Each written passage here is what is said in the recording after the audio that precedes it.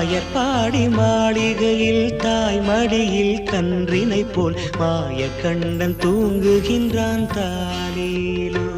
அவன் வாய் நிறைய மண்ணை உண்டு மண்டலத்தை காட்டிய பின் ஓய்வெடுத்து தூங்குகின்றான் ஆராரோ.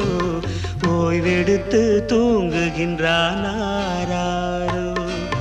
ஆயர்பாடி மாளிகையில் தாய் மடியில் கன்றினை போல் மாய கண்ணன் தூங்குகின்றான் தாலேலோ.